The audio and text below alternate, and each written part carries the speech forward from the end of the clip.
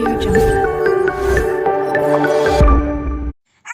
स्वागत है आपका मेरे नए YouTube चैनल में। मेरा नाम है मंजू और कल मुझे जाना है अपने फ्रेंड के मेकअप स्टूडियो में एज अ मॉडल बनके, तो उसके लिए मैं बहुत खुश हूँ। तो आज से मैं अपना प्रिपरेशन चालू कर देती हूँ। अपना लिप्स एब्रो वगैरह बना के टकाटक से रेडी हो जाती हूँ। तो फाइनली गाइस, यहाँ पे मेरा एब्रो बना के रेडी हो गई हूँ। मिलते हैं नेक्स्ट डे।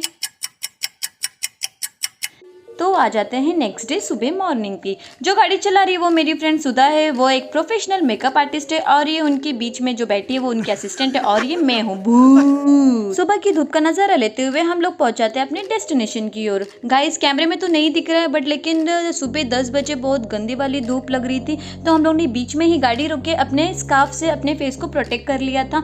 और उसके बाद हम लोग पहुंच जाते हैं सेकेंड फ्लोर पे। यहाँ ये है मेरी फ्रेंड का लैक्मे स्टूडियो सेकेंड फ्लोर पे। सॉरी गाइज, यहाँ पे मैं आपको ठीक से फुटेज नहीं दिखा पा रही हूँ क्योंकि मैंने वर्टिकल एंगल में कैमरा पकड़ा हुआ था और ये हॉरिजॉन्टल में बना पा रही हूँ, तो इसकी वजह से आप ठीक से फुटेज नहीं देख पा रहे हो। और ये हम लोग पहुंच जाते हैं मेरी फ्रेंड के कैबिन में। ये है उनका टेबल नंबर 2 और ये अपना मेकअप अरेंज कर रहे हैं अपने टेबल। जब तक मेरी फ्रेंड अपना टेबल अरेंज करी तब तक मैं आपको एक टूर करा देती हूँ उनका मेकअप स्टूडियो का। यहाँ पे लाइन से सबका एक टेबल बना हुआ रहता है। वैसे भी जितना भी मेकअप कर लो, आजकल के बच्चे एक नज़र में देख कर बता सकते हैं कि कब दीदी बोलना है और किसको आंटी बोलना है।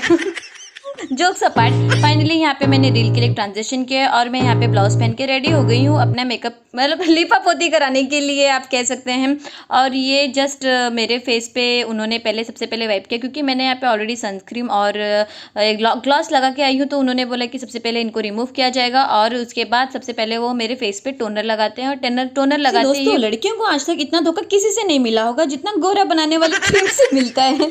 जोक्स अपार्ट, इन्होंने टोनर लगाने के बाद मेरे फेस पे मॉइस्चराइज किया और मॉइस्चराइजर लगाने के बाद उन्होंने प्राइमर लगाया। प्राइमर लगाने के बाद मेरे फेस को थोड़ा सेटल होने दिया और उन्होंने यहाँ पे सुधा मेरी फ्रेंड क्रिएटिविटी सोच रही है कि इनके ऊपर आई मेकअप क्या किया जाए। वो डिसाइड कर रही है कि कौन सा आई मेकअप लुक किया जाए। आई मेकअप हो चुका है डिसाइड और उससे पहले आई मेकअप करने से पहले मेरे आईज में लगाया जा रहा है लेंस। यहाँ पे उनके असिस्टेंट ने लेंस लगाने का ट्राई किया बट उनसे तो नहीं लगा। उसके बाद सुधा मैम ने ट्राई किया, उनसे भी नहीं लगा क्योंकि मेरी आईज, मैंने फर्स्ट टाइम मेरी लेंस आईज में लेंस लगाया जा रहा है तो मेरी आईज बहुत ज़्यादा शिविर हो रही थी, तो मैं नहीं लगा पा रही थी और मेरी आईज ब्लिंक हो रही थी, उसके वजह से वो मेरी आईज में लेंस नहीं लगा पा रहे। तो फाइनली सर को बुलाया गया, सर यहाँ से उठ के आए और उन्होंने ट्राई किया आईज में लेंस आईज में कि लेंस में क्या बोल रही हूँ मैं, मेरे आईज में लेंस लगाने का उन्होंने प्रोसीजर ट्राई किया और जैसे ही उन्होंने लगा और मेरे आईज में लिटरली इतने आंसू आने लगे, गंगा जमुना बहने लग गए थे क्योंकि मैंने कभी लगाया नहीं। और ये मैं उनका हाथ भी पकड़ रही थी, आप देख सकते हो कि मैं सर का हाथ पकड़ रही हूँ और ये उन्होंने फाइनली लगा दिया मेरे आईज में लेंस।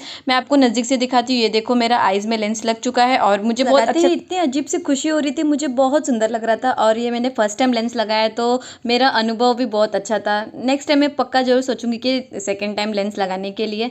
उनके बाद मेरे डार्क सर्कल जितने भी मेरे आईज में पोज और डार्क सर्कल थे उनको फिल किया गया और उनको फिल करने के बाद उन्होंने पाउडर और कंसील किया आईज को और फिर उन्होंने आई मेकअप किया। आई मेकअप होते ही देखो मैं आपको फास्ट फॉरवर्ड में फाइनली दोस्तों मेरा ये आई मेकअप हो चुका है। अब लग रही हूँ ना मैं मंजुलिका। मैं आपको ये दिखा रही हूँ कि एक आईज में मेरे लेंस फेक लेशेस लग गए हैं और दूसरे में नहीं लगा अभी तक, तो वो आपको दिखा रही हूँ। प्लीज़ गाइज देख के डरो मत, अभी मुझे पूरा मेकअप मेरा हुआ नहीं है। और उसके बाद मेरा दूसरे सेकंड आईज में भी लेंस लगा है। उसके बाद मुझे इतनी ठंडी लगने लग जाती है कि और मुझे योनिंग आने लग जाती है। भाई साहब, मेकअप कराने में तो बहुत मज़ा आता है, लग्जरी वाली फीलिंग आती है और बट लेकिन ठंडी भी बहुत लगता है। आप बहुत देर तक एक ही जगह पे 3-3 घंटे बैठ के भी आप थक जाते हो, बोर हो जाते हो। और थोड़ी देर के बाद ठंडी लगने के बाद मैं चुन्नी से ओढ़ लेती हूँ और यहाँ पे मेरे नेक में सुधा मैम पैचेस ट्राई कर रही है कि मुझ पे कौन सा फाउंडेशन सूट होगा। और उनके बाद उन्होंने पूरा मेरा फेस मेकअप कवर किया हुआ है और ये मैं आपको दिखाती हूँ पूरा फास्ट फॉरवर्ड करके। उन्होंने पहले मेरी फाउंडेशन चेहरे की लिपापोती स्टार्ट हो गई, मैं आपको फास्ट फॉरवर्ड में दिखाती हूँ। ये मेरा लिपापोती चालू हो गया है। गाइज मैं आपको एक चीज़ बता देती हूँ कि इतना रेडी होने के बाद जब मैंने अपने हस्बैंड को वीडियो कॉल करके पूछा कि बताओ मेरे चेहरे पे क्या क्या लिखा है, तो उन्होंने कहा fair and lovely Lakme foundation की दुकान लग रही है तू। भाई साहब, इतना मेकअप करने के बाद, प्रोफेशनल मेकअप करने के बाद पति से इतना अत्याचार सुनने का मुझे बिल्कुल मैंने सोचा भी नहीं था कि मेरे हस्बैंड ऐसे मुझे बोलेंगे।